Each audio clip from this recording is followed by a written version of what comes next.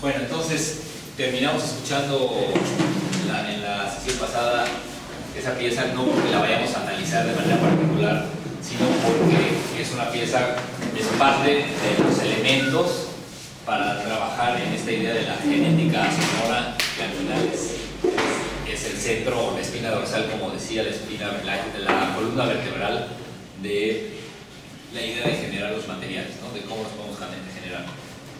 Entonces, manteniendo, la podemos volver a oír si es necesario, pero quiero que tomen en cuenta,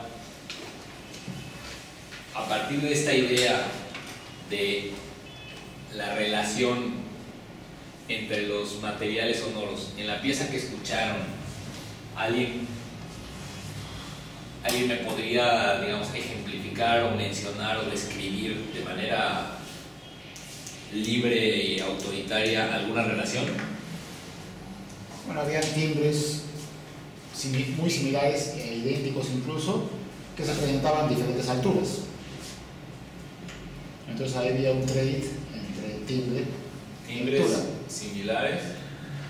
Sí, había uno medio rugoso y después más abajo era fácil de detectar. Después había uno casi constante, que era un timbre casi sinusoidal y que luego cambiaba su timbre. Entonces la altura modificaba otra vez el trade entre ellos dos, ¿no?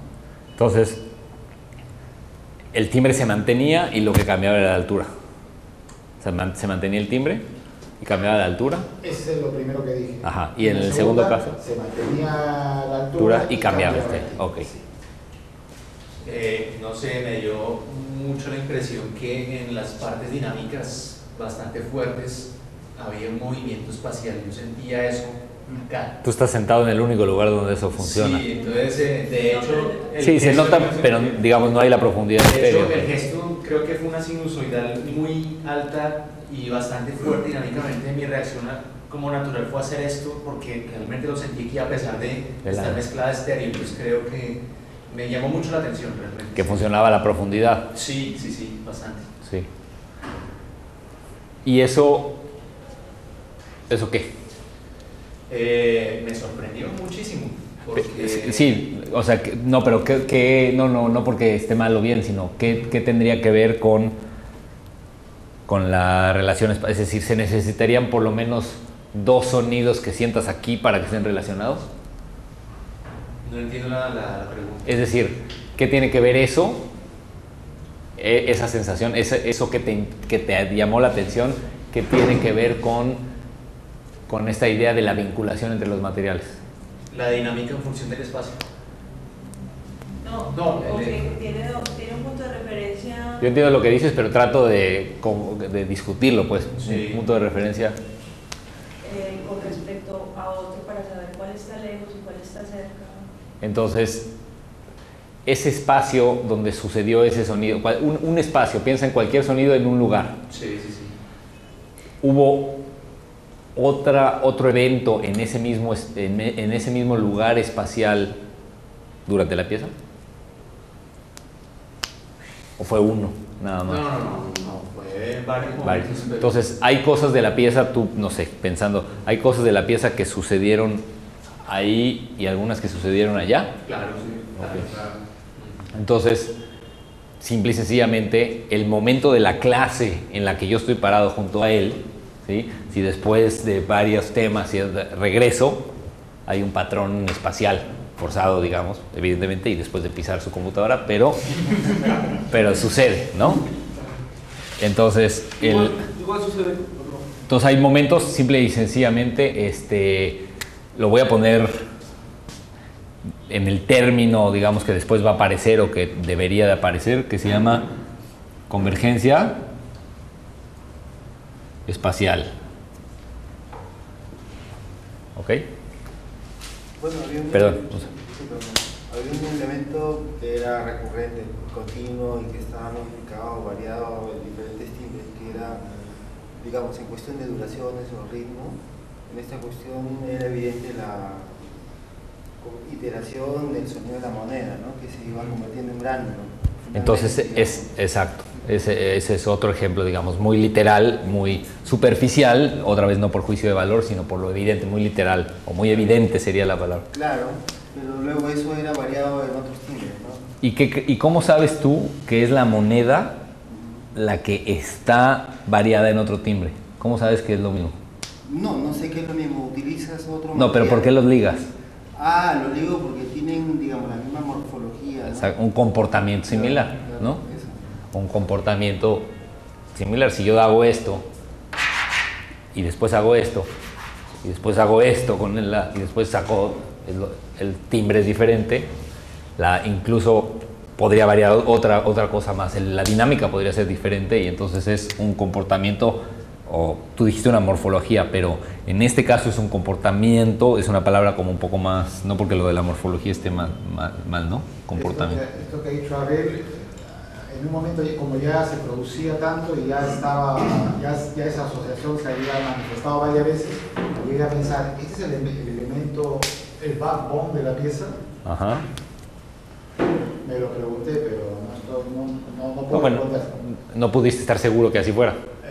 No, porque quizá había alguna lectura a la que no había asimilado en ese momento. Sí. Para mí, digamos, ese elemento, el elemento sinusoidal, ¿no? Es como si estuvieran ligados, y luego es la aparición de una especie de sentido de alturas más evidente, ¿no? Casi en la parte un poco más tirando hacia el final. Armonías bastante simples y claras, transparentes. Claro, es decir, esas sinusoidales que primero usaste muy largas, se articularon digamos, en algo así como una melodía, así que lo sea. Sí. Entonces, nada más quiero diferenciar una cosa. Una aproximación, o sea, esto que están diciendo es totalmente válido, totalmente cierto, además, porque no importa que yo diga que sí o que no. Es decir, es válido nada más porque ustedes lo percibieron, no porque yo lo diga o lo haya puesto. Pero es diferente eso que poder expresar cuál es el elemento que los comunica, ¿sí? Entonces, tú usaste la palabra se articularon en. Esa es una buena, por eso lo muestro, por eso lo hago énfasis. Que yo lo haya pensado, que esté de acuerdo o no, es secundario.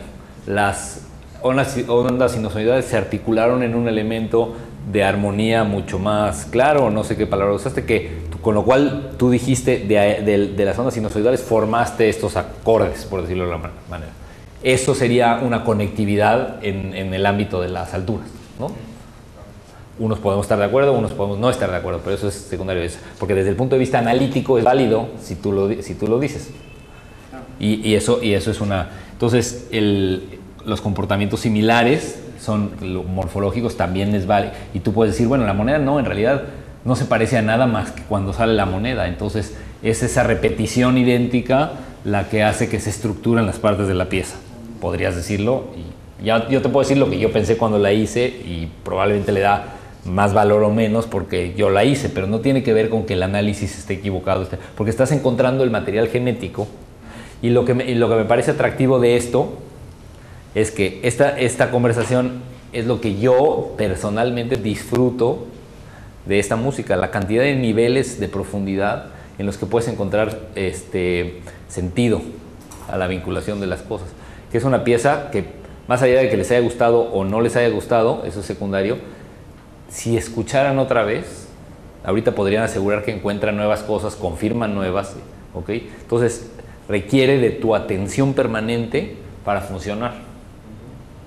Entonces, a diferencia de muchas otras músicas, por decirlo de alguna manera, que no requieren de tu atención permanente para funcionar, eso es lo que la hace bastante alienígena al público en general, que es que estamos acostumbrados a relacionarnos con la música como un elemento de entretenimiento, que de lo que se trata es de desconectar la atención para poder distraerte. Entonces, cuando automáticamente llegas a un medio similar que tiene que ver con oír, es muy difícil mantener el enfoque porque estás acostumbrado a que la música está en todos lados para entretener. Entonces, es importante simplemente mencionar eso, porque para poder encontrar el material genético que interconecta los elementos de las familias de sonidos con las que trabajas, para que los puedas ubicar, tienes que poder hacer esa esa microscopía de los sonidos para encontrar su material genético, como la tendrías que hacer entre nosotros, sacándonos sangre y pasándolos al microscopio para poder entender qué es lo que nos vincula genéticamente. No lo puedes ver, digamos, más que si pones mucha atención y empiezas a ver tus características morfológicas y empiezas a ver si será que es boliviano y él es mexicano. De mexicano tiene lo que... O sea, nadie va a decir que es mexicano hasta que habla, ¿no? Entonces, pues entonces a lo mejor hay que revisarle más la morfología para ver si sí es mexicano, ¿no? De dónde trae el sombrero y dónde trae... Entonces, realmente tienes que hacer un esfuerzo. Esa actitud proactiva de análisis es indispensable para la identificación de los elementos que forman el lenguaje. Eso es lo que quiero decir, ¿sí? Entonces, sí. Creo que toditos los elementos se relacionaban con el espacio. Los timbres iban de un lado a otro, los ritmos iban de un lado a otro, etc. Claro. En todo momento, así que había un trade constante con ese... Sí, estoy de acuerdo. O sea, el espacio... Después, cuando entremos un poco más en el trade y que lo defina yo con más claridad, vamos a ver cómo el trade en realidad no es... Es decir, la idea de intercambio entre las variables tiene que ver con la jerarquización, la priorización de ellas. Es decir, cuál es la variable que está transformándose en primer plano, en este caso el espacio, en segundo caso el timbre, en tercer caso a lo mejor las duraciones, y la armonía prácticamente, o a lo mejor estaría en tercer lugar de importancia. O sea, el trade es un elemento analítico de jerarquización de la importancia de las variables. Eso es lo que es. Pero vamos a regresar a eso. Una pregunta. Es, ¿cómo se puede analizar el espacio? Bueno, dos preguntas en realidad. Una, los ocho canales son... ¿dónde están localizados? Esa es una pregunta. Y la segunda es... Esas son 8 preguntas esas. Entonces, ¿cómo se puede analizar sin una variable que es la espacialización? Yo pienso que cómo se puede analizar una pieza si no se siente la altura, por decirte, ¿no? Y se sobreentiende. Pero en la espacialización, porque se encuentran planos, se encuentra dimensionalidad, ubicación, distancia, movimientos que pueden haber en esa pieza que la pueden volver, bueno, que escuchándola se puede entender mucho mejor. Como en una referencia estéreo, como no, evidentemente es como ver una foto blanco y negro de un paisaje que es a color. Eso es básicamente lo que estamos haciendo. Pero él sí percibió, digamos, elementos espaciales que funcionan en esta versión estéreo, y eso no le hubiera pasado en la versión de 8 canales. Porque en la versión de 8 canales, bueno, más allá del lugar donde esté sentado, es otra la actitud espacial. Es decir, hay que hacer un rediseño espacial cuando la vuelves estéreo. Pero ojo que esta es una pieza compuesta para 8 canales, no está hecha, o sea, no tengo una sesión de 8 canales. No, esta es una pieza estéreo que yo difundo a 8 canales cuando la toco, que es muy diferente de las piezas de 8 canales. Ojo con eso. Es completamente distinto tener una pieza que está en 8 canales y cada uno va a un parlante, que tener una pieza en 2 que se difunde a 8. Esta pieza está hecha, todas mis piezas, porque por interés personal, no por ninguna otra razón, están hechas en 2 para difundirse a 8. No tengo más que algunos ejercicios, cosas más cortas de 8, nada más. Entonces, esta pieza, como la oyeron, es como eso. O sea, ese file es el que yo pongo en la computadora del concierto, y lo que hago es muevo los faders para mover en vivo la obra en el espacio. Eso es una pregunta. No, perdón, o sea, vos las haces en 2 canales, pero las haces pensando que después... Sí, claro, pero la tengo que tocar, la tengo que interpretar. Se necesita la decodificación en vivo del espacio. Justamente por eso lo haces para poder... El espacio se puede hacer de 2 maneras. Se puede hacer fijo, en donde ya la tienes en multicanales, le pones play y toca. ¿Qué ganas? La posibilidad de interacción es mucho más compleja. Tú puedes mover sonidos que con las manos no puedes mover. Puedes hacer que un sonido se mueva de aquí para acá, mientras otro se mueva de allá para acá. Eso solo lo puedes hacer con la automatización de 8 canales. Eso yo no lo puedo hacer en mi pieza. Pero ¿qué puedo hacer yo con mi sistema? Adaptarme al espacio específicamente como es. Si es para 8 bocinas, la puedo tocar. Si es para 150, la puedo tocar. Y si es para 8 de diferentes calidades, y si me das 4 de estos con 2 bocinas, yo la puedo hacer. Mejor o peor, y la puedo poner donde sea. Pero como es mi oído el que está haciendo la identificación en tiempo real del espacio acústico, la puedo optimizar. Perdón, cada vez que la haces, intentás, o seguramente, ¿no?, seguir algo, un patrón propio de cada interpretación que vos haces claro. en vivo, pero también involucrás improvisación. En la espacialización, bueno, cuando no tengo suficiente ensayo, sí. O sea, cuando la puedo probar una vez y la tengo que tocar en concierto, estoy improvisando muchas cosas, pero conozco la pieza. Pero creo que tenías una pregunta, ¿no? Sí, era lo mismo. Ah, ok. ¿Iba a mencionar algo, no? Ah, sí. Que lo que el compañero escuchó fue el clímax de la obra. Pues no lo sé. ¿Qué le pareció que todo estaba en el centro? Es que no estoy seguro ni qué momento fue. Pero tiene un clímax la obra. Ah, sí, sí, bueno, tiene un clímax para... Yo que en el inicio habían casi los mismos elementos que al final. Sí. Es así, en general mis estructuras son muy simples en ese sentido, que ese es toda la música, 95% de la música termina como empieza para cerrar el ciclo, ¿no? Bueno, ya. Sí, y sí, total. Pero lo que es interesante es que en un ambiente complejo, abstracto y reconocible, entre comillas, de las fuentes y todo, se pueda percibir eso. O sea, me parece que está bien. Sin embargo, no son los mismos sonidos. Timbre, digo. O sea, no es para nada lo mismo esto. Es el primer momento de la pieza, que como ven no suena nada porque le puse el mute, pero ahí va. Este es el primer momento.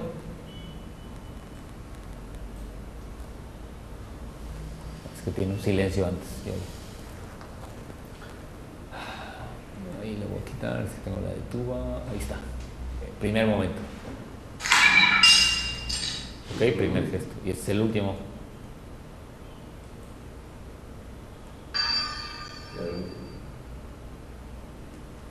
Si le buscas, le encuentras una relación a los dos, pero así de manera evidente no la tiene. Si dejas que suceda más tiempo, como hablábamos ahí en el café con algunos de 2 o 3 elementos, entonces puedes encontrar patrones. Vas a oír esto.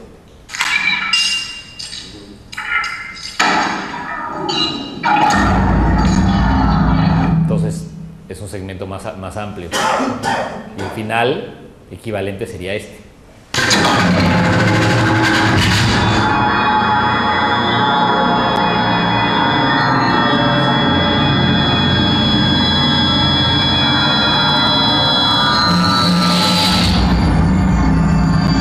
Salvo el golpe, tampoco tienen los mismos sonidos y tampoco tienen los mismos momentos.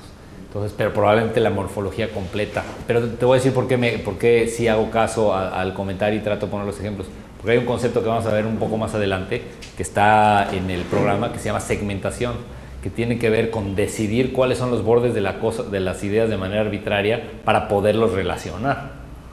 Entonces yo ahorita dije 10 segundos, pues no, segmentados así no tiene nada que ver. Segmentados en 25, pareciera que sí están combinados. A ver, segmentados en un minuto, pues entonces ya se ubica principio y final igual, ¿sí?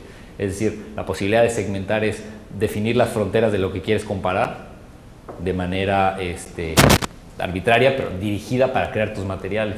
Es decir, 2 libros, ¿no?, están muy claramente segmentados, pero si yo agarro así, pues también es una segmentación parecida. O sea, tú empiezas a definir tus contornos que separan los elementos, ¿no? Siempre me improviso, algunos salen mejor que otras. Esta fue bastante desdichada el ejemplo, pero bueno. Entonces, vamos a el material sonoro, ¿no?, que es el tema en el que hemos estado trabajando. Antes de trabajar una serie de piezas que vamos a escuchar, la idea de este curso es que viene con una serie de ejemplos que vamos a escuchar, y además hay 5 obras que ilustran todas estas estrategias que las vamos a ir escuchando. 2 obras que son para electroacústica, para cinta sola, que no es esta que escuchamos, son otras obras, y 3 obras mixtas, una para marimba, computadora, una para fagot y computadora, y una para cello y computadora, ¿no? Preguntita, ¿qué diferencia hay entre el material sonoro y el material musical? En este caso es una muy buena pregunta porque tal vez ha sido confusa mi... Yo estoy hablando solamente de material sonoro, es decir, hay una... No he tomado partido específicamente, pero usar la palabra música deja afuera a muchas otras maneras de organizar el sonido, ¿no? Básicamente. Y yo creo que estas estrategias son adaptables a prácticamente cualquier cosa, pero sí es cierto que, por ejemplo, en el arte sonoro, la organización musical no es prioritaria. Una organización musical o en el ruido, en el ruidismo, tampoco. Son otras las variables de forma principales, ¿no? El bagaje que trae la palabra música ya lo incluye. No voy a entrar en toda la cuestión de dónde viene la palabra acusmática y todo el asunto por ahora, pero ahí es donde está el problema. Es decir, incluso los franceses pretenden no llamarle música acusmática, sino arte acusmático, porque creen que es más cercano al cine que a la música, ¿no? Pero bueno, esa es otra... Pero bueno, aquí básicamente la traducción del término es material sonoro, es decir, cómo generar material sonoro, ¿no? El punto de la sesión 2, antes de las relaciones entre el material instrumental y la electroacústica, el material sonoro. Entonces, el proceso de generar una paleta de sonidos para una obra en donde no hay instrumentos en vivo, ¿se acuerdan que les dije que esa paleta de sonidos y su análisis y su vinculación es lo que depende o diseña, informa el lenguaje, ¿no? Entonces, a partir de esa idea, el proceso de generar esta paleta inicial o este banco inicial de sonidos para una pieza acusmática, ahorita voy a empezar a trabajar solo la parte de electroacústica, luego vamos a incluir lo instrumental, inicia por la exploración y juicio sobre los materiales y los elementos que tienes a tu disposición, y después en segundo plazo, en segundo nivel, surge la forma musical. O sea, empiezas a trabajar sus relaciones antes de tener la claridad de la forma musical. Empiezan a combinarse los materiales genéticos antes de saber si es chimpancé o Rodrigo, ¿no? O sea, pues hay mucha combinatoriedad previa. Después de seleccionar... Sí.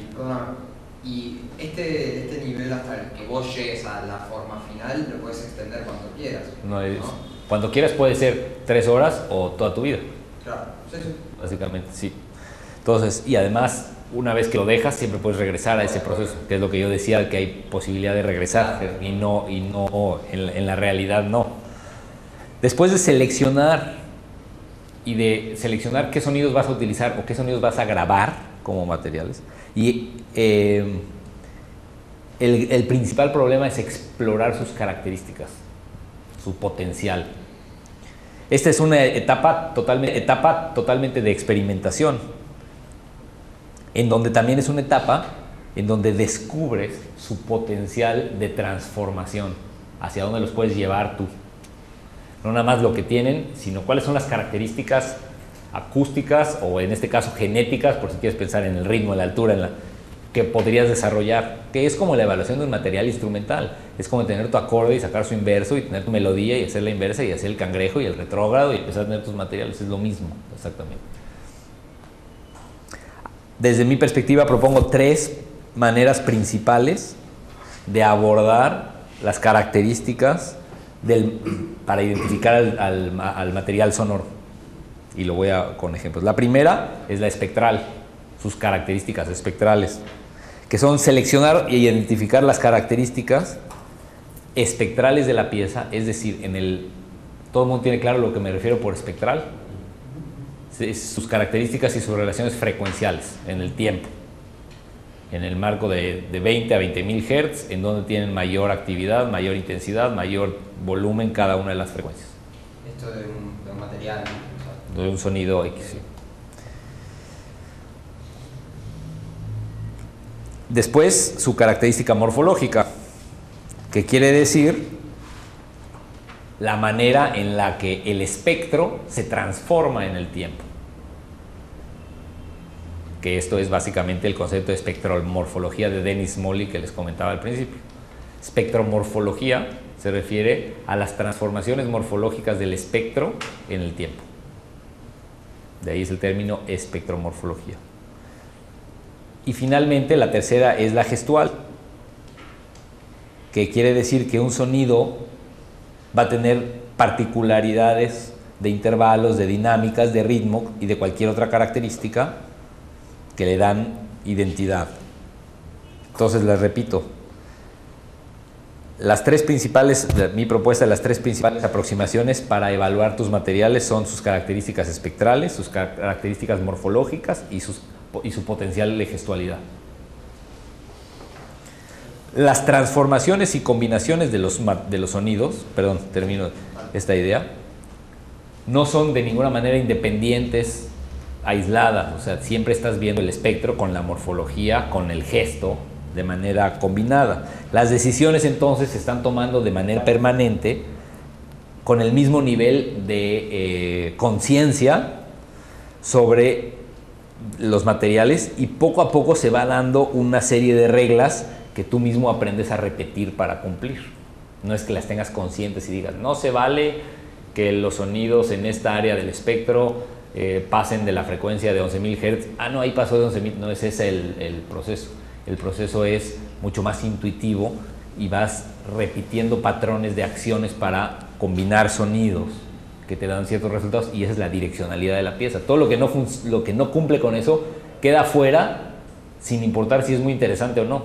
Pero como no cumple, como yo no puedo meter una palabra en chino a la mitad de este discurso, porque aunque sea una palabra genial, no tiene sentido en el contexto, no se vale utilizarla, ¿sí? Aunque sea la palabra que defina cómo se hace la música electroacústica en una palabra, si la hubiera en chino, no vale si no genera el contexto para poderla decir. Entonces, en estos ejemplos específicos que vamos a utilizar, que vamos a escuchar, vamos a tratar de ejemplificar, de hablar de los elementos que fueron seleccionados durante el proceso de transformaciones de una obra que se llama Ciclos para cinta sola, que es el ejemplo primero que vamos a trabajar en estos días. Voy a tratar de usar uno cada día para entender esta idea de la combinación de las fuentes, ¿no? Entonces, los sonidos originales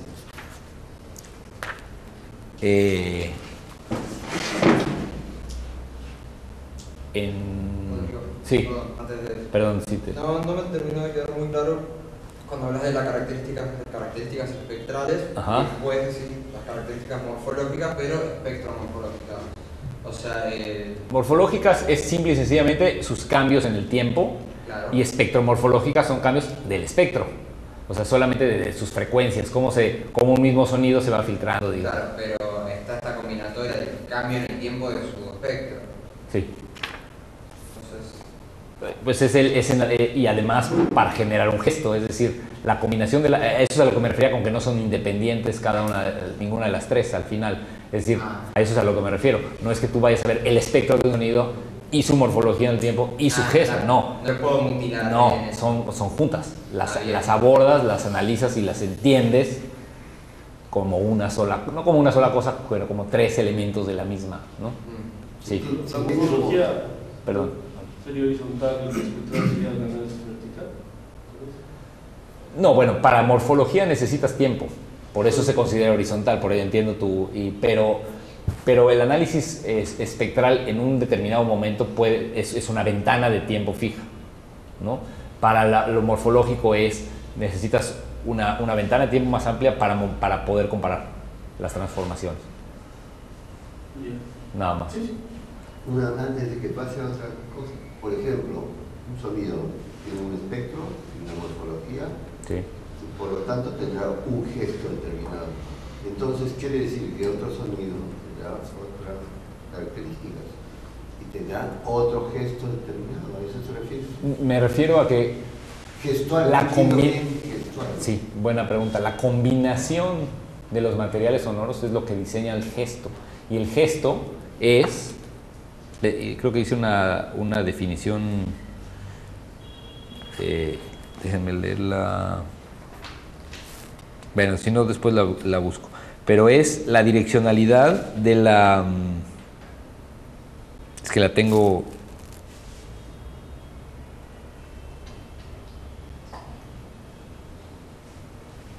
Me pareció que ya le había dicho. Yo creo que para la música tradicional es el motivo, algo así, ¿no? Sí, no, porque el motivo es una función musical, ¿sí? Y el gesto no necesariamente contiene una función. El gesto es el resultado. El gesto es una relación de proporciones de estas variables, ¿no? Eso es básicamente lo que es, pero podemos cubrirlo un poco mejor, pero no me quiero distraer demasiado porque si no nada más se vuelve como una masa ahí y no te quedas con nada concreto que te sirva para tu música, ¿no? Pues bueno, aquí las puse otra vez, nada más para que las vean, el espectral, pero yo hice la traducción, pero lo que les quiero enseñar es esto. Estábamos en ejemplos concretos que son estos, ¿no? Sonidos originales. Un wok de cocina con unas monedas, un gran casa, un bombo, ¿no? Que tiene, perdón, no estoy diciendo lo importante, tengo aquí su análisis desde el punto de vista de gestomorfología. Entonces, tienen una acción física clara, con energía, con un timbre metálico que puede sonar, que tiene mucha actividad interna. Todavía no oyen esto, no lo relaciono con la pieza que ya escucharon, pero porque digo, nada más porque la moneda va a regresar como un elemento, justo coincide con que yo trabajo mucho con esa idea. El gran casa, que es un bombo gigante, ya saben, de orquesta, que es fácilmente reconocible como tal en sus elementos, tiene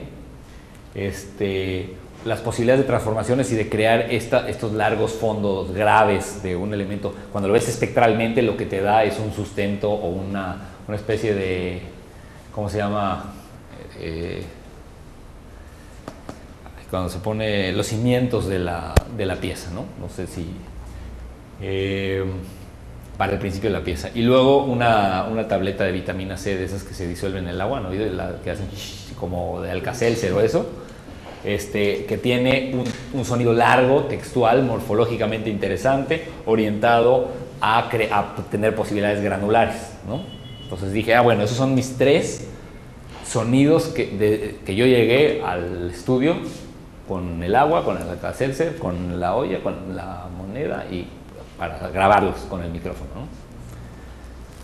Y después sonidos que sumé después, que obtuve de grabaciones en el exterior y eso, que después les puedo contar la idea del proyecto, pero estoy hablando que son un sonido que yo considero que es casi como de flauta, un coro en una calle, una voz directa diciendo una palabra con una semántica específica que es stop, ¿no? Que la grabé en el estudio, pero la grabé después, cuando ya estaba trabajando y estaba creando los gestos, necesitaba algo, se me ocurrió, lo probé y funcionó desde mi perspectiva. Entonces, que incluye además el significado de la palabra y después unas ondas de radio que son muy identificadas, ¿no? Entonces,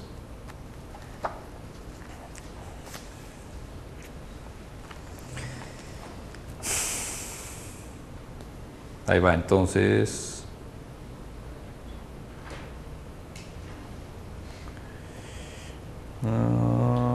Bueno, entonces, aquí les voy a enseñar una imagen que es la que traigo preparada para ilustrar esto, que está aquí, ¿no? Es un análisis espectral muy básico de una ventana de 50 segundos en la pieza que vamos a escuchar ahorita, que es esta. Pero necesito esto de regreso aquí. Eso. Bueno, 50 segundos, el del 1:05 no es el principio de la pieza, ¿sí?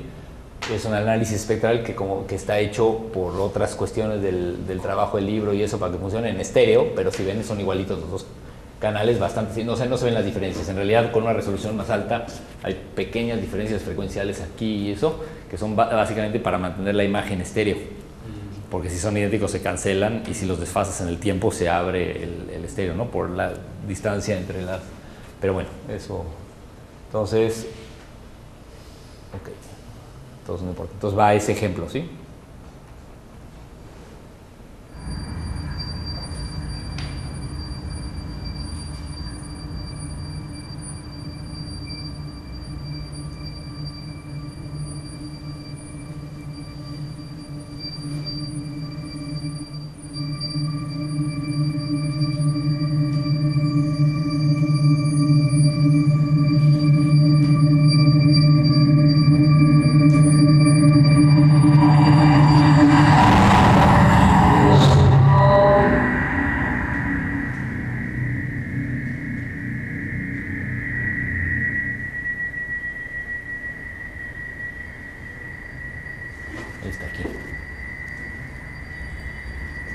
apenas empiezan a reaparecer estos sonidos. Ya. Entonces, tampoco tiene mucho sentido ver esto y esperar una retroalimentación equivalente a la que logramos de las partituras. No va por ahí, porque no se puede, y mucho menos en blanco y negro. Yo tengo una partitura a colores que da un poco de información adicional, pero no demasiada. En general, en lo espectral, entre más intenso es el negro, más alto es el volumen. ¿Sí saben eso? O no sé si lo vieron con Jorge o lo que sea. El Spire es así. Entre más negro es, más alta es la dinámica. Esa es la manera de dar la otra dimensión, ¿no? Pero bueno, es un momento de alta intensidad que se oye ahí de manera muy clara. Entonces, lo que quiero enseñarles entonces, porque voy a seguir con esto de los materiales, es esto, que es el principio de la pieza, en donde se oye lo que les decía del gran casa que genera.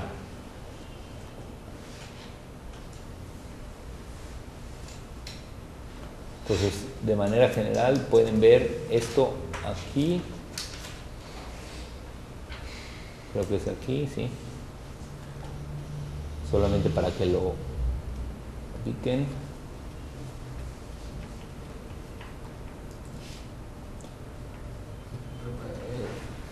Es esto.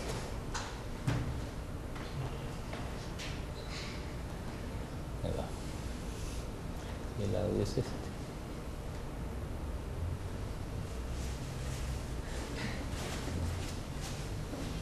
Esto que están viendo acá es el score completo de esa pieza,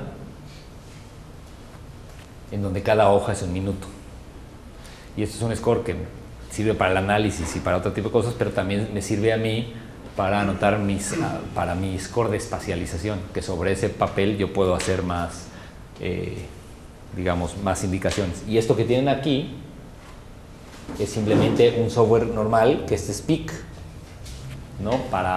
Pero cualquier software Audition, cualquier software libre, cualquiera que simplemente te marque un espectro, te va dando, digamos, los niveles de amplitud, básicamente. Pero no puedes saber los timbres, no puedes saber nada. Pero lo que les quiero enseñar es el principio, o sea, lo voy a dejar correr desde el inicio hasta donde terminamos ahorita en el ejemplo, que es los dos primeros.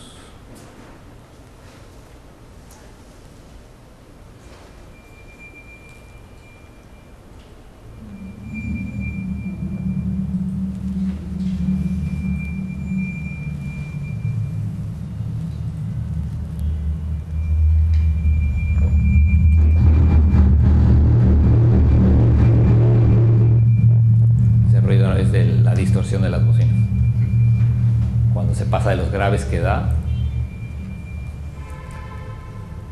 Si esta pieza no funciona muy bien si tienen menos de 20 pulgadas las bocinas, ahí está. Esos son los sonidos graves.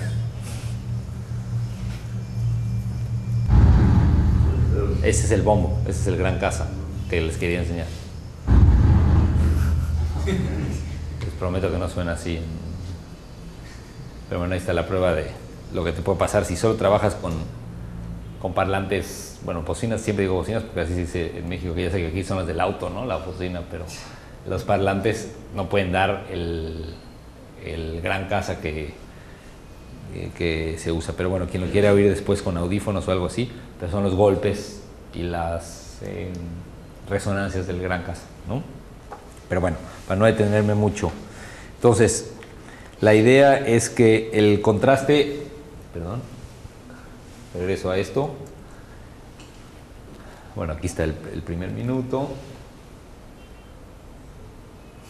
Ahí tienen el segundo, que es el mismo momento que ya habíamos visto. Este es el momento de análisis separado, ¿se acuerdan? Nada más que en la gráfica separada, en esta, lo que tenemos es este eje está ampliado, es por eso que se ve diferente, que es este, ¿sí? Pero es el mismo evento. Lo que pasa es que en la resolución, cuando contraes este eje, pues se pierden muchas de estas cosas. Pero pues es tu capacidad de abrir o cerrar la ventana del software de análisis, ¿no? Estos están hechos con uno que ya casi no se usa, que era libre, que se llama SpectraFu, ¿no? Que es un software que a mí me gusta bastante, pero Spectra, y luego creo creo que FOO, como de Kung Fu, como Kung Fu pero de espectro. ¿Actualmente cuál usa? Pues uso el Sphere o uso, sí, Audiosculpt, uso mucho, un poco porque lo usé durante mucho tiempo, pero el Sphere me encanta porque sobre todo como funciona súper rápido, aunque el Audiosculpt ya también mejoró mucho, pero sí, Audiosculpt o Sphere. Bueno, entonces, este es un momento de alta intensidad o de alto nivel de energía. El contraste es que en este ejemplo, estos momentos de alta energía sirvieron para generar la estructura de la pieza e ir definiendo momentos particulares de la obra a través de esos golpes. Y si lo ves en el análisis completo que les mostré aquí, la pieza está estructurada en momentos. Esta duración es exactamente igual a esta, que es exactamente igual a esta, ¿ok? O sea, esto es lo que duran. La pieza en total dura una proporción exacta del segundo movimiento de la obra, que esta pieza se llama stop y la pieza, les voy a enseñar muy rápido esto, el segundo movimiento, que es este, dura exactamente el 50%, o sea, la mitad, y todas las duraciones son 50% de la primera parte de la 1, o sea, es una proporcionalidad definida por mí, evidentemente arbitraria, que a mí me funciona en un esquema porque así es como, sobre todo en esa época, porque esta pieza es del 99, o creo que es del 99 o del 98, pero tiene por lo menos 10 años o 12 años que la hice, y entonces estaba empezando a encontrar métodos de análisis de los materiales y de estructuración, de cómo obtener de los materiales la estructura, ¿sí? Claro que esto lo escribí después, es decir, iba tomando mis notas, pero este tipo de cosas que les mencioné ya son de 4 o 5 años después, utilizando estos ejemplos. Pero lo que quiero decir es que esa proporcionalidad, entonces estos son los mismos gran casas, pues las podemos oír todas, ya me di cuenta que esa no la vamos a poder oír aquí, pero otras probablemente sí. Son los mismos gran casa con unas transformaciones identificables para empezar a ubicar los lugares. Entonces tú puedes tocar en realidad los dos movimientos seguidos y es una pieza, o puedes tocar, o incluso, digamos, si los encimas como ejercicio, puedes soltar los dos movimientos y cuando llegas exactamente aquí, se termina el segundo movimiento y te puedes seguir, pero coinciden los golpes, ¿no? O sea, te puedes tocar al mismo tiempo, que era un poco la idea de lo que yo quería explorar. Pero bueno, esta ya no la voy a poner completa, pero entonces nos da tiempo de avanzar un poquito más en algo que es interesante, que tiene que ver con cómo una vez que tienes estos elementos y estas ideas, cuál podría ser una estrategia pura, digamos, adaptable por ustedes para jerarquizar los sonidos, es decir, para jerarquizar qué sonidos te sirven para qué, en qué orden y por qué uno es más importante que el otro, ¿sí? Entonces, en otra pieza que espero que suene un poquito mejor, vamos a ver pero creo que sí, porque no, aunque también tiene una zona de graves, porque es que los graves son los más poderosos cuando tienes bocina, toda esta idea del sustento espectral, pues necesitas que suene, ¿no? Pero la estrategia utilizada en esta otra pieza, que es la contraparte, es de la otra pieza acusmática de este proyecto, que después quien lo quiera oír, hay un disco específico de las 5 obras, o sea, donde están una tras otra en disco, así. Porque una cosa es los ejemplos seleccionados del libro y otra cosa son las piezas, ¿no? Pero lo digo porque la segunda parte de cinta es una pieza que se llama la fricción, Friction of Things in Other Places, la fricción de las cosas en otros lugares, que son todos los elementos, digamos, para organizar una serie de materiales que les voy a mostrar aquí.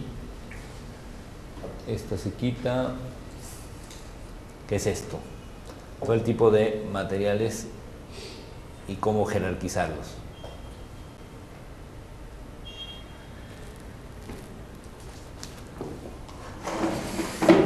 Entonces, pero ya me acordé que lo traía.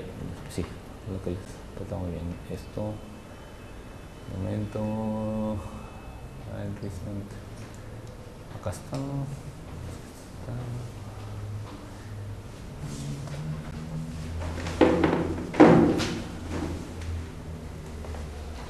Acá está. Entonces, mira esto. Acá está lo mismo, nada más que lo traigo en una versión interactiva.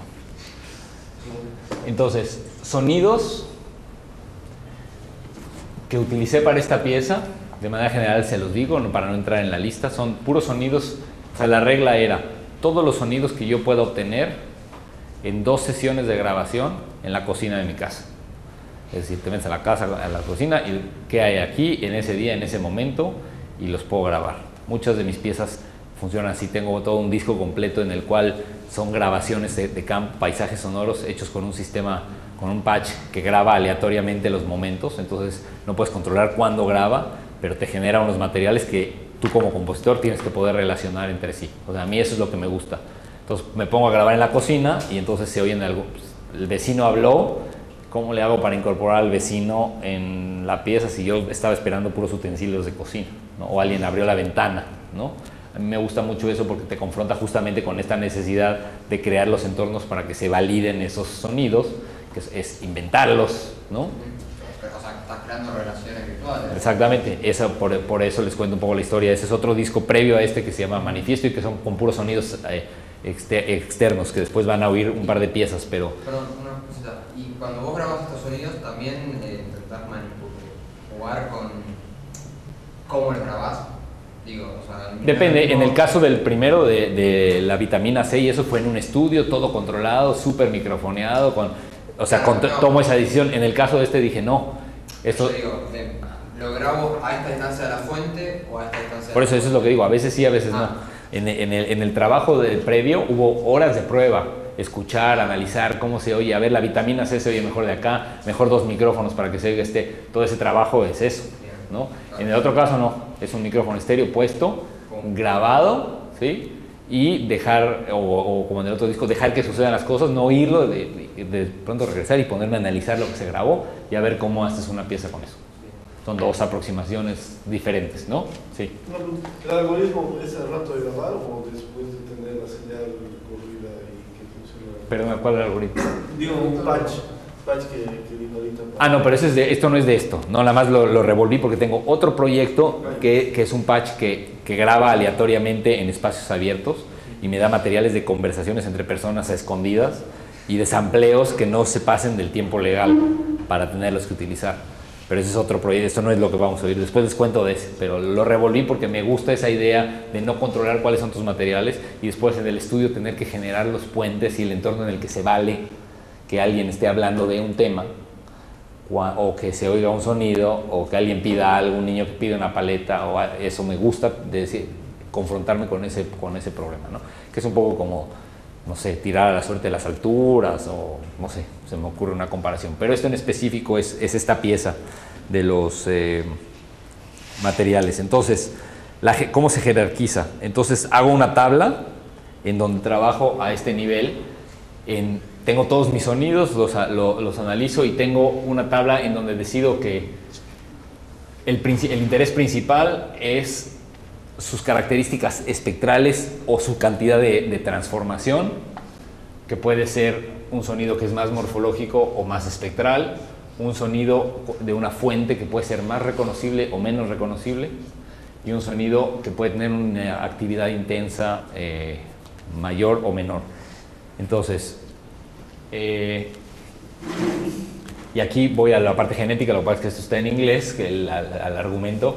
Los sonidos han adquirido por su capacidad o potencial de pertenecer a cierto grupo. Es una especie de DNA de los sonidos que tú armas. Entonces, aquellos que pertenecen a este grupo, pues puede ser una familia, pero también aquellos que pertenecen a todos los lados derechos, o aquellos que pertenecen a, si los ves así, simplemente a uno solo. Entonces puedes empezar a encontrar relaciones a través de estas tablas, pero vamos a oírlos. Lo que me interesa es que los escuchen sin haber escuchado la pieza, porque no la conocen, ¿no? Entonces, un sonido que desde mi análisis es morfológicamente interesante. Ahorita vamos, es este, ¿no? Que eso es lo que es un poco difícil, es este.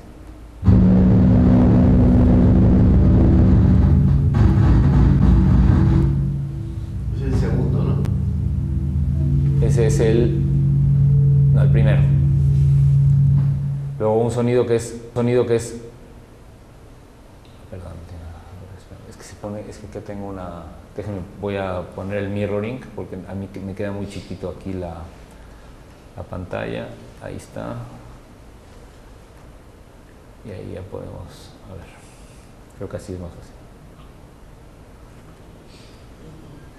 Perdón, ahí, esa distinción morfológico espectral, ¿cómo era? No me quedó muy claro. ¿Cuál de las características es más importante? O sea, si es fijo o tiene un cambio morfológico complejo. Mira, ahorita lo vas a ver por comparación. Este es un sonido con claramente, su interés es espectral,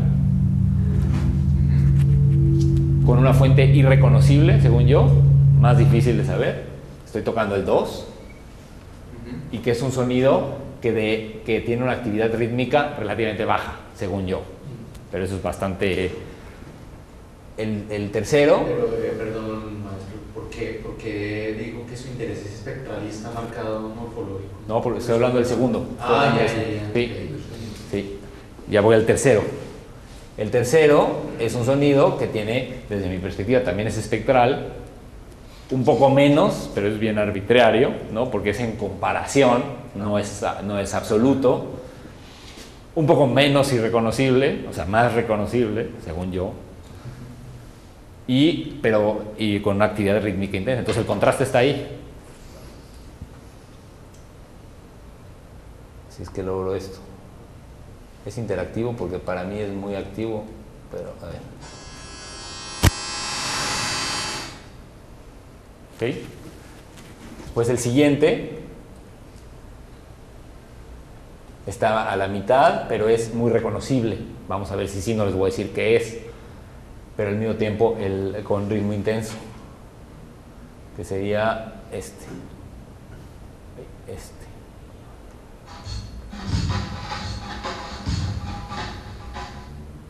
Entonces, desde mi perspectiva, es totalmente reconocible la fuente.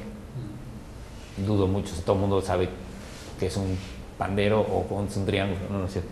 Todo el mundo sabe que es una percusión, ¿no? El siguiente, digamos, no tenemos que escuchar todos, es uno que también es reconocible. Vamos a escuchar este, que es reconocible, más espectral y que tiene... Ah, no, este es el que oímos, ¿no? Este. Sí, exacto, este es el que quiero oír.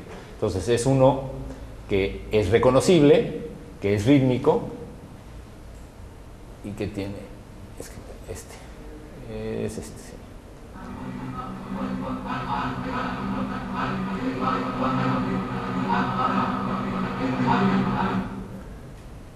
Vamos al último, por ejemplo, que tiene poco ritmo, pero es reconocible.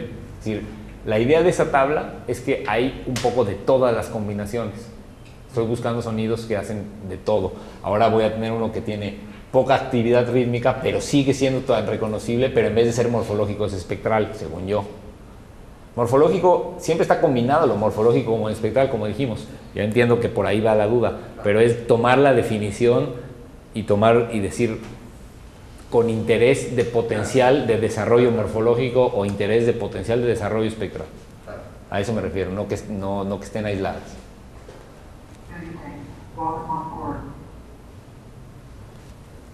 No tiene un ritmo para generar un pulso, es 100% reconocible y tiene un potencial de análisis espectral más amplio. ¿Sí? No, lo bueno es esto que haces de justamente hacer una cosa de comparación, ¿no? Porque si lo centraras en morfológico o espectral, quedas muy limitado, ¿no? Exactamente, esa es la idea. Entonces vamos a escuchar porque como estamos de tiempo, sí estamos perfecto. No voy a poner el fragmento, sino la pieza, porque es un poquito más larga. Es una pieza corta, pero en vez de poner solo los 4 minutos, voy a poner la pieza completa. Pero va a haber unas distorsiones igual, pero para no saltarnos eso, porque sí me interesa que la podamos conversar, ¿no? Ahí está, entonces...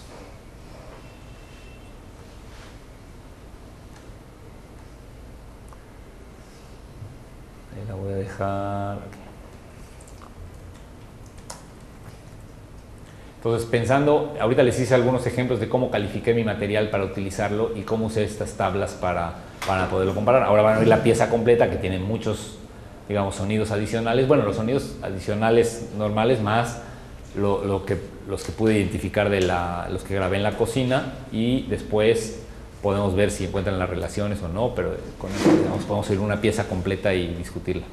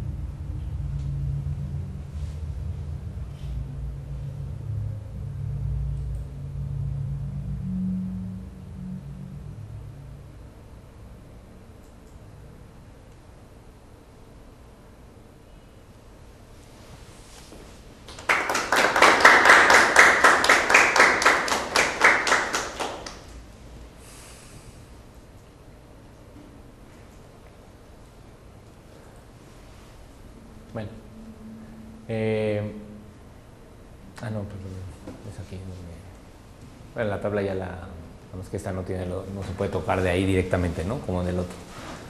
Pero esta misma tabla, ahorita para terminar, digamos, esta misma manera de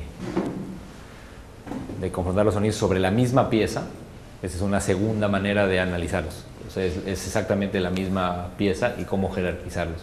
Entonces, la otra es un poco como un resumen, lo digo por las dudas que salieron. En esta pieza, exactamente la misma que acabamos de oír, de Friction of Things in Other Places, y les voy a ir tocando cada uno de estos sonidos en particular. Nada más que aquí sí tengo que quitar el mirroring para tocarlos y que lo puedan ustedes ver claramente. Ahorita regresa lo que ustedes necesitan, que es esto. Ahí está. Y ahí voy. Entonces, acá. Entonces, pero ahí, sí, eso es ahí está. Entonces,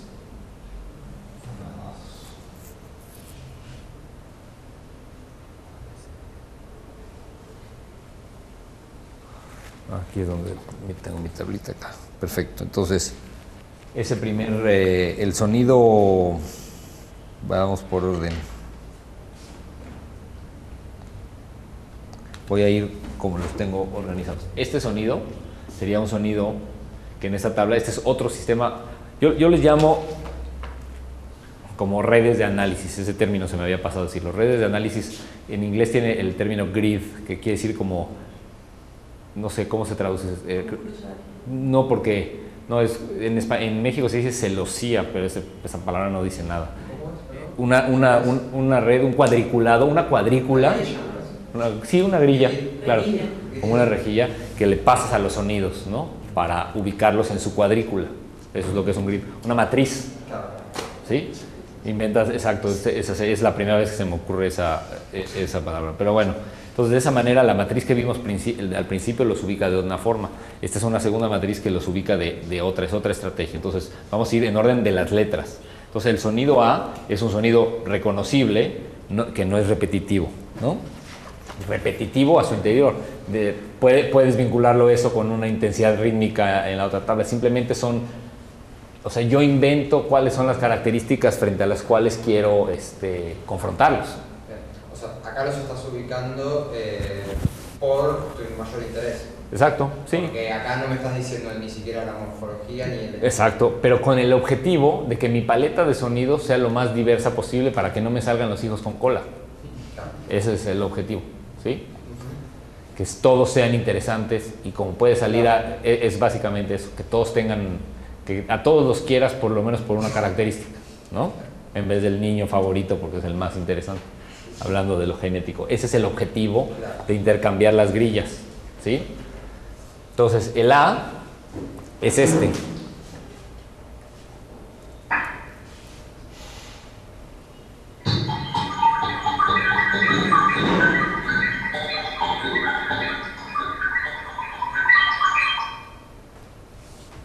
Hijo, es que cuando me salgo ya no... El B es el que está inmediatamente abajo. Lo que pasa es que en esta grilla lo que le pongo es el tiempo, porque es un análisis posterior por si lo quieres oír en la pieza, pero esos números a ustedes no... Ese sonido aparece en el 325. En el 512 empieza un sonido que es claramente largo y reconocible.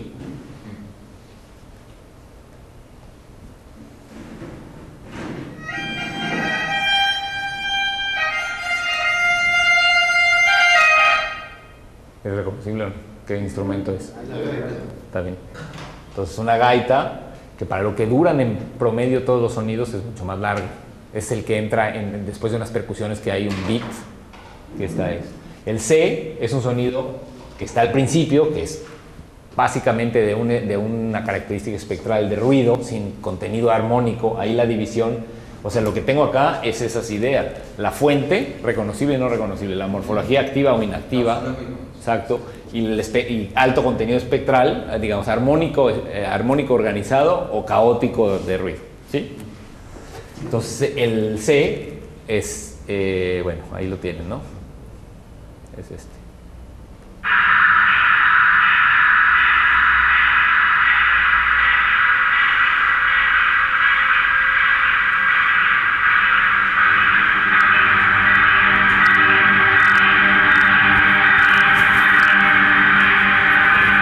el D es repetitivo como este, con esa especie de pulso, pero además reconocible. Pero por ejemplo, me pareció también que lo podrías, o sea, digo, ¿no? Como de larga duración, ¿no? Sí, claro, por supuesto. Lo que pasa es que los atributos son los que yo estoy buscando para lograr la diversidad. Puede pertenecer a dos familias, también puede pertenecer, y además pertenece a la de ruido en comparación. ¿Con qué? Porque podría ser 10 veces más ruidoso y menos armónico, pero si ven, en esta grilla no hay como grados, como en la otra, que la X puede quedar en medio, aquí no, pero aquí es diferente, porque esta es una grilla para ubicar la diversidad, o sea, este es un análisis posterior a la pieza para encontrar sonidos que cubran todas las áreas, básicamente, ¿no? Entonces, nos quedamos en el D, vamos a oír el D, que es este.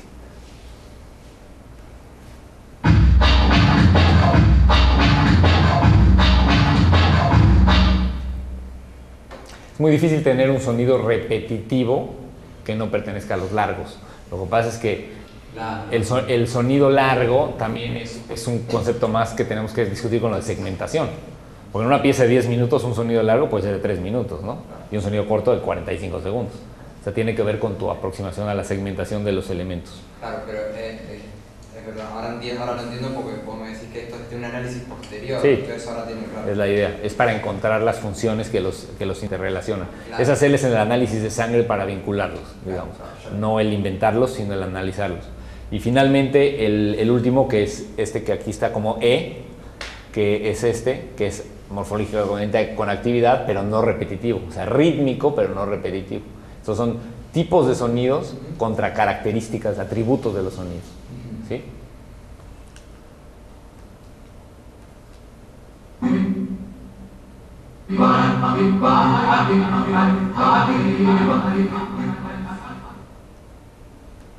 Claramente es activo, también podría ser reconocible, ¿sí? Pero no es el atributo que yo jerarquizo como lo principal. La idea de esto, para terminar, esta es la palabra. La jerarquización de sus atributos es totalmente arbitraria. Ese sonido que acabamos de escuchar yo lo podía haber puesto como reconocible, ¿sí? Y probablemente encontrarle en una combinación que sea repetitiva. ¿Sí? No hubiera sido tan difícil ajustarla para eso. Pero la idea es que estás jerarquizando cuáles son los atributos, y en función de los atributos de todos los sonidos que yo tenga en mi paleta, en la cuadrícula de reconocible, no repetitivo, puedo tener 3, 4, 5. En mi estrategia composicional los puedo poner en lugares similares de la pieza y te generan la estructura, porque sirven para lo mismo, ¿sí? Aunque no son los mismos. Perdón, y dijiste que estos atributos que vos tomas como principales, en cierto modo son arbitrarios, estas jerarquías, digo. Sí, o sea, no, arbitrarios en el sentido de que vienen de el grupo de reglas que estructuras para tu obra. Es lo que te va a dar, que haces, que te va a dar el lenguaje de tu pieza, por supuesto. Vos decidiste el sonido A ponerlo en ese lugar en particular. Pero yo puedo hacer esto con tu pieza en 15 minutos, ¿me explico? Porque es una herramienta analítica que funciona, y que te vas a encontrar con algunos problemas y vas a decir, uy, no, Cristian, no tiene nada repetitivo, morfológico, activo en toda la pieza. ¿De qué sentido tiene tener esta categoría de sonidos atributos si él nunca la usa? Bueno, entonces inventas otra para ese análisis, ¿sí? Probablemente toda tu pieza cae aquí, ¿no? En esta grilla. Entonces yo digo, o cambio la grilla o todos los niños son tontos, porque no tiene diversidad en los elementos para vincularlos, ¿sí? Pero eso depende del compositor. Claro, o sea, lo que quería decir también este análisis que vos haces, cada objeto, o sea, su principal atributo, lo estás tomando siempre en relación a la jerarquía que tienen en toda la obra total. No puedes tomar exactamente. No es que yo te doy un sonido, sí, y vos ahí lo ubicás. Exacto. Así es, como se hace cualquier análisis de cualquier cosa. Sí, claro, exactamente. Y con eso terminamos.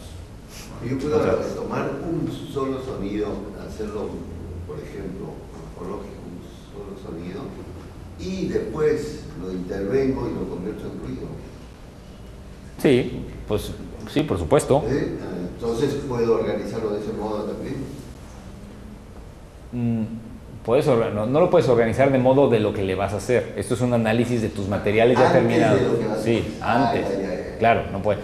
Organizarlo de modo que lo vas a hacer son tus componer, es tus proyecciones. Pero este sonido, por ejemplo, o cualquier sonido, este sonido, vamos a agarrar que probablemente funciona mejor. Esto. Si yo le hago así, lo convertí en ruido inmediatamente, ¿no? Sus características, digamos, a pesar de que el proceso fue externo, el proceso fue de afuera, si ese sonido lo grabara y lo pusiera como este sonido, es que no se vio en la pantalla, pero lo que hice fue seleccioné ahí ese pedazo al azar, ¿no? Y lo toqué bien y lo toqué distorsionado. Entonces, si esta segunda distorsión yo la grabo y esto lo salvo como sonido pato 1 y ese pato distorsionado, ya son de la familia de los patos, a la fuerza, ¿no? Cuando tenga 32 patos puedo organizar el gesto pato, básicamente. Si todo lo hago, el proceso le hago a todos los sonidos lo mismo y tengo todas las familias, todos los niños van a ser tontos porque no tengo variables que me den otros resultados. Siempre voy a hacer el mismo proceso, siempre va a tener la misma consecuencia sin importar que sea. En algunos va a ser un poco más interesante que en otros, pero va a haber muy poca diversidad y no voy a tener capacidad de hacer gestos interesantes porque no tengo diversidad genética de sonido. Me llamó la atención en el gráfico de amplitud, dos momentos puntuales. Uno está fuera de fase y el otro solamente es la onda, pero funciona muy bien en las bocinas de estéreo. Ajá, claro, sí. Eso te quería preguntar, ¿cómo lo escuchaste? O sea, bueno. Pues... Digo, ¿de dónde eso lo partís? Eso pasa por dejar el volumen muy alto. Eso en realidad son parte, a la hora de estar preparando los sonidos en combinaciones, a la hora de combinarlos, se dan, digamos, casi aleatoriamente, a la hora de estar regrabando y regrabando en el proceso digital. Esta es una pieza también que tiene como 8 años, entonces al estar haciendo eso, digamos, aparecen. Tú los puedes quitar porque simple y sencillamente en el... lo corregís, ¿no? Exacto, en la parte de corrección de acá, tú le puedes decir incluso al pico, a cualquiera, que te haga un... sí, lo centre o lo normalice así o lo que sea, que resuelva acá, el remove DC offset, ¿no? Eso es lo que te va a hacer. Claro, pero es un efecto que a mí me funciona porque es un efecto como que se hace un hueco que tecnológicamente está equivocado. Si fuera una masterización te corren de la escuela, ¿no? Sí, claro, pero se hace como un... Sí, ahí hay como un efecto, exacto, momento, ¿no? exactamente. Que no podría estar, pero bueno. Pero sí, son intencionales y son un resultado un poco... En este caso no es un resultado aleatorio, sino que en otra pieza me pasó, que me gustó cómo sonaba, pero que no funcionaba para la pieza. Entonces guardé eso y lo usé en esta. Me encargué de que funcionara en esta. Este es un ejemplo de cómo... Hay un compositor, Mark Ringey, puede ser, que no lo hace conozco. una obra que con toda esta supuesta basura... Sí. Sí, hay muchísimo... Sí, eso sí, desde ruido, todos los clics... Organiza un modo... Y funciona estructuralmente, sí. En este caso no es particularmente eso, pero sí, es una aproximación, sí. Eso, no sé si alguien tiene otra pregunta o comentario o algo así. Bueno, pues muchas gracias. Entonces seguimos mañana.